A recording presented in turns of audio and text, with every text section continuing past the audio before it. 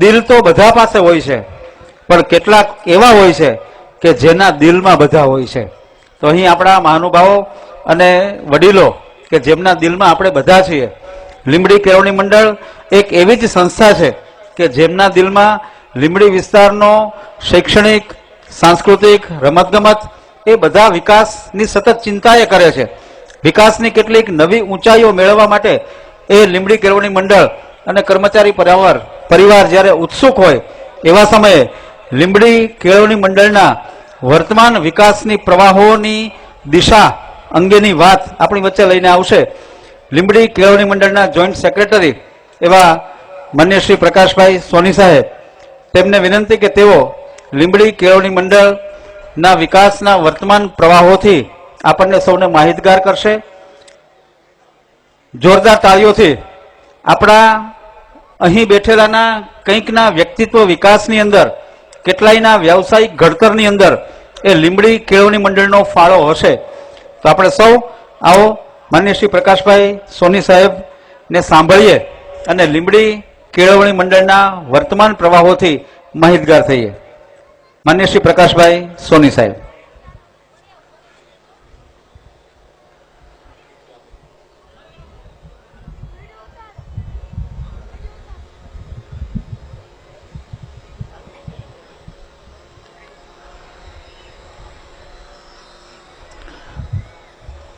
લીંબડી વિસ્તારના પૂર્વ ધારાસભ્ય,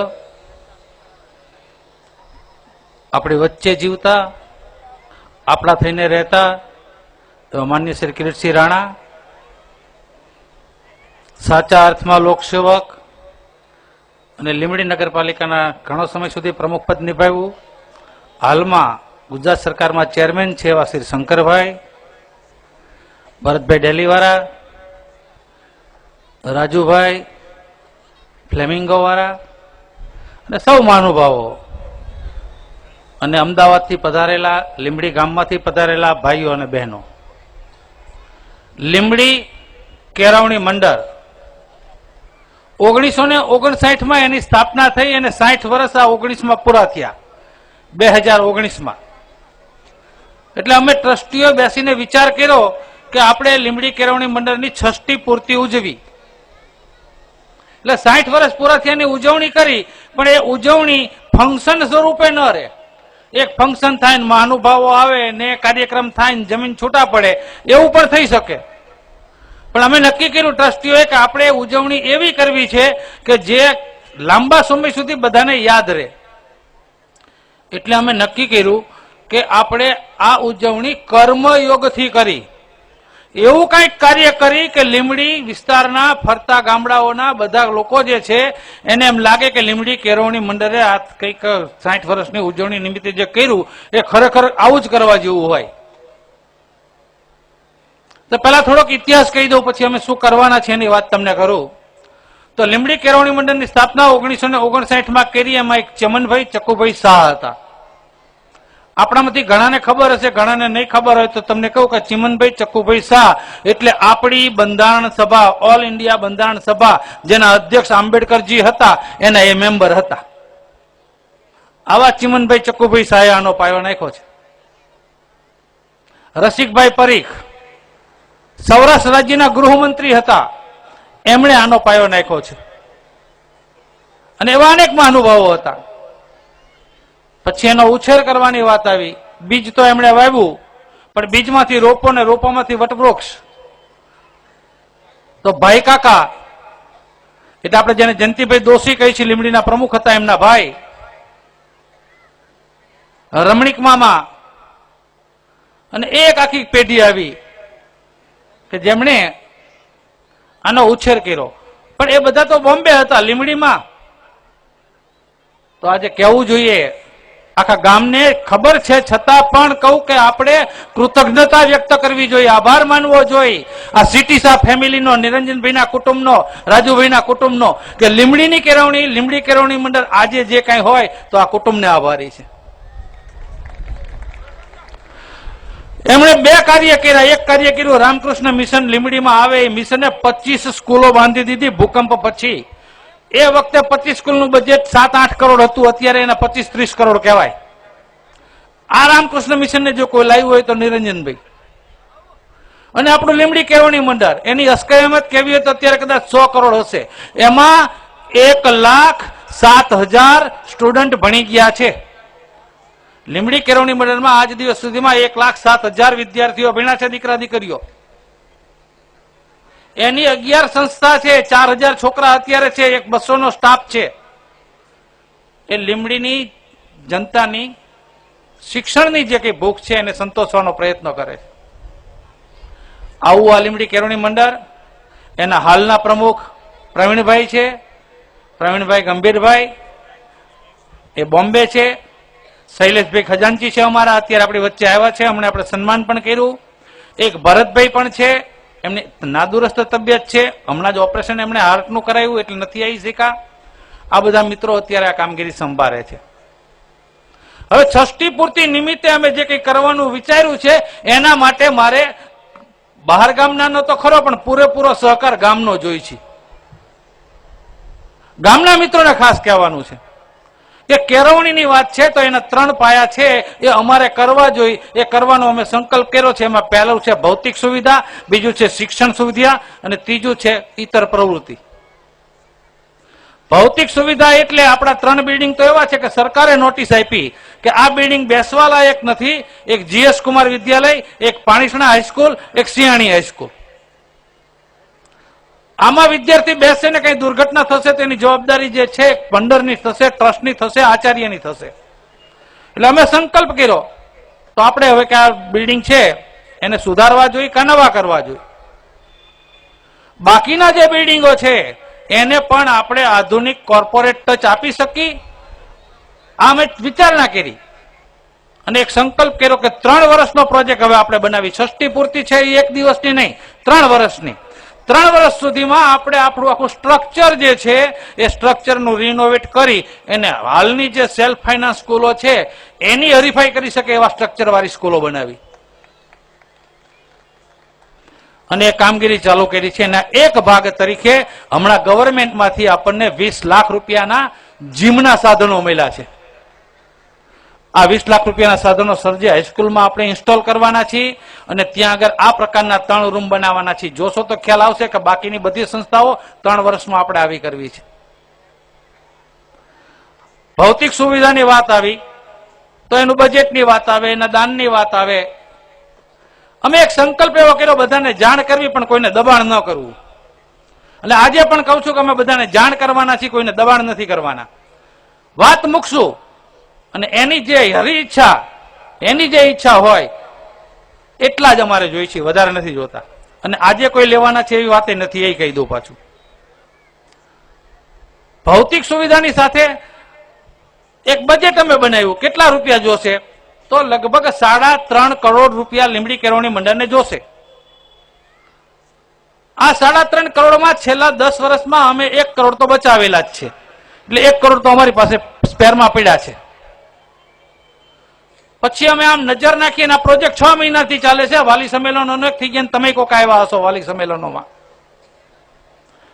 લીમડી, અમદાવાદ, મુંબઈ અને અનેક બીજા મહાનુભાવો, એમની સાથે ચર્ચા વિચારણા અને વાત. ક્યાંય કોઈને એવું નથી કીધું કે તમારે આમ દેવું જોઈએ, પણ સામેથી જે રિસ્પોન્સ મળ્યો કે એમાં હું ઇન્વોલ્વ થઈશ, હું એમાં આપીશ, હું એમાં દિલથી આપીશ, મને બહુ ગમ્યું તમે આ કરો છો. એ તો અમને દ્રષ્ટિમાં આજે દેખાય છે. તમે વિચાર કરો, 6 જ મહિનામાં હજુ કોઈની પાસે રૂપિયો માંગ્યો નથી. કાલે કમૂરતા બેસે પહેલા એક ચેક અમે લેવાના છીએ ને એક પાર્ટી હારે નક્કી કર્યું છે, બાકીના બધું પછી કરશું. અમને એમ લાગે છે કે 1 કરોડ હતા ને 1.5 કરોડ બીજા મળી જશે અને આ બધું ભેગું કરવામાં વાર નહીં લાગે, ટૂંક સમયમાં મળી જશે. એમ એથી મોટી વાત કરું તમને મિત્રો, તમને બધાને ખૂબ આનંદ થશે.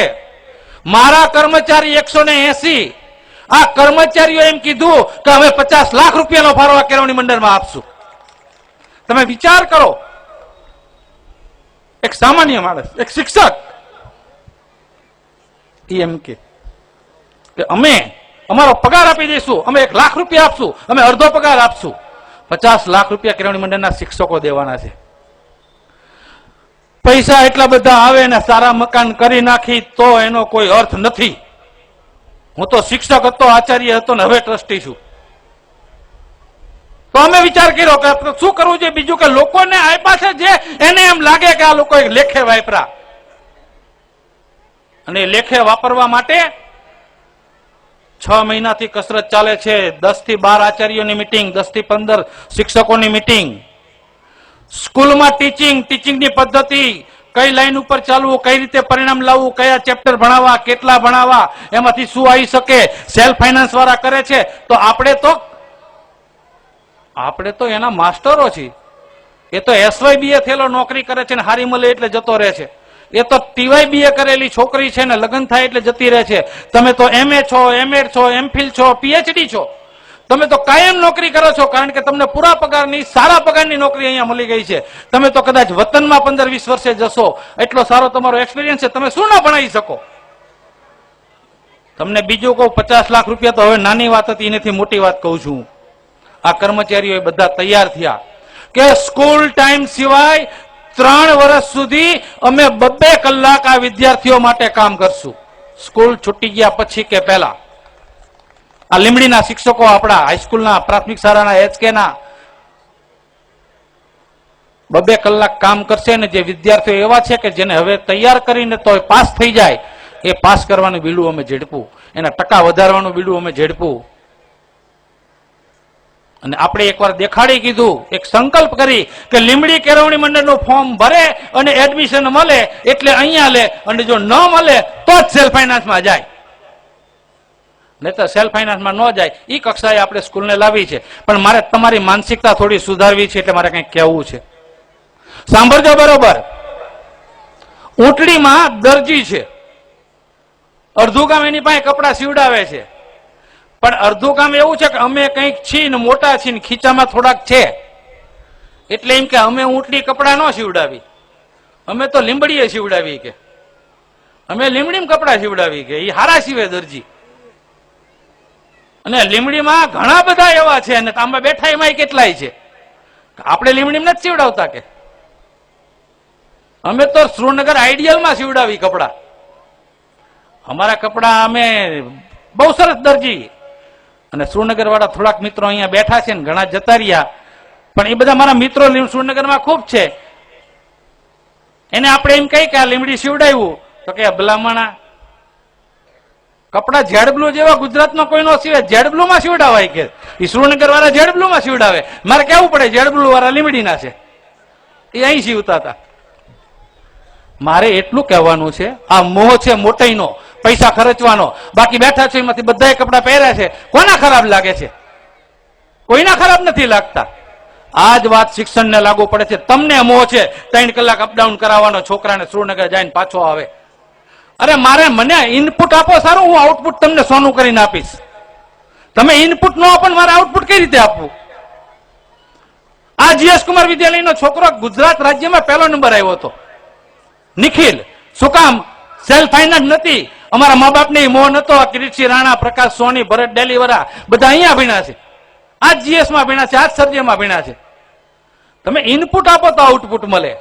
એટલે તમે આ મોહ ખોટા છોડી દો અને એકવાર મૂકો, નહીં તો જોડા મારજો જો રિઝલ્ટ ન આપું તો. ત્યાં સુધી હું તમને કહું છું. એમ મારા શિક્ષકો આ પ્રકારે કામ કરશે. આ એક વાત થઈ, શિક્ષણ માટે કરશે, ટકા ઊંચા લાવવા માટે કરશે, રિઝલ્ટ ઊંચું લાવવા માટે કરશે. અને આજે મારી ગર્લ્સ સ્કૂલ 92% રિઝલ્ટ લાવે છે, એને હાઈસ્કૂલ છે 87% રિઝલ્ટ લાવે છે. એવું નથી કે રિઝલ્ટ નીચે આવે છે. બીજી વાત આવે સ્ટ્રક્ચર, એજ્યુકેશન અને એક્ટિવિટી. એક્ટિવિટીમાં એકવાર સમય હતો, મને કાલે બહુ દુઃખ લાગ્યું. કાલે એક લીંબડીમાં કાર્યક્રમ હતો, મેં હમણાં બિપિનભાઈ ને ભાઈ જગદીશભાઈ વાત કરી. આખા જિલ્લામાં સ્પોર્ટ્સમાં જેણે નંબર લીધો છે એ છોકરાનું સન્માન હતું અહીંયા લીંબડીમાં. કુંવરજી બાવરિયા કેબિનેટ મંત્રી આવ્યા હતા. સાંભળજો બરોબર. આખા જિલ્લામાં 1લો નંબર કઈ સ્કૂલ આવી સ્પોર્ટ્સમાં, બીજો કયો આવ્યો, ત્રીજો કયો આવ્યો? સાહેબ 3 સ્કૂલ ધાંગધ્રાની હતી અને લીંબડીની એકેય નથી. મને ઈ દુઃખ લાગ્યું કે એકવાર લીંબડી એટલે સ્પોર્ટ્સ ને સ્પોર્ટ્સ એટલે લીંબડી કહેવાતું હતું. અમારા NJ જાડેજા અને મહેન્દ્રસિંહ ઝાલા જાત ખર્ચી નાખી ક્રિકેટ ગ્રાઉન્ડમાં. એ લીંબડીની આ પરિસ્થિતિ કે આપણું સ્પોર્ટ્સમાં 1 થી 3 માં એકેય સ્કૂલ ન હોય આપણી. અમે સ્પોર્ટ્સ ટીચરોની જાડેજા સાહેબના આગેવાનીમાં એક મિટિંગ કરી, 250 છોકરા ભેગા કર્યા, બધા પ્રિન્સિપાલોને બોલાવ્યા અને એક સંકલ્પ કર્યો, આપણે સ્પોર્ટ્સને હતું ત્યાં પહોંચાડવું છે. કેળવણી મંડળ જરૂર પડશે તો દર વર્ષે સ્પોર્ટ્સ પાછળ બધી સરકારની ગ્રાન્ટ પ્લસ 10 લાખ રૂપિયા વાપરશે.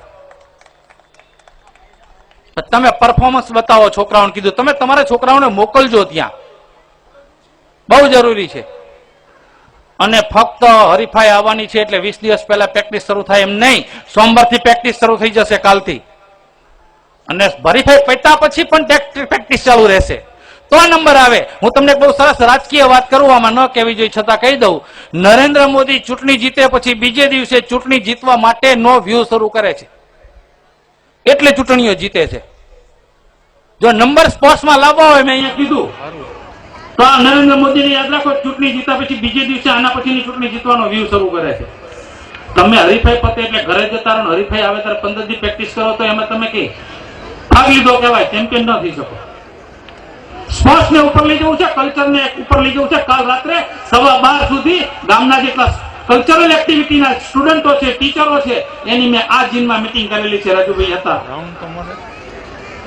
એમને પ્રિપેર કર્યો છે. હમણાં મેં જયશ્રીબેનને પણ કીધું, ઇન્દુભાઈ પટેલ આવ્યા છે, એમને પણ કીધું કે ભાઈ તમારે આમાં સહકાર દેવાનો છે. આશ્ચર્ય એ વાત છે, પૈસાની વાત હોય, કામ કરવાની વાત હોય, એજ્યુકેશનની વાત હોય, સ્પોર્ટ્સની વાત હોય કે કલ્ચરની વાત હોય, એક માણસે એમ નથી કીધું કે ભાઈ હું નહીં કરું. આ લીમડી છે, કરવું છે બધાને. કરવા માટેની ભૂમિકા તૈયાર કરવાની છે. ભૂમિકા લીમડી કેળવણી મંડળ એની ષષ્ઠી પૂર્તિ નિમિત્તે કરી રહ્યું છે.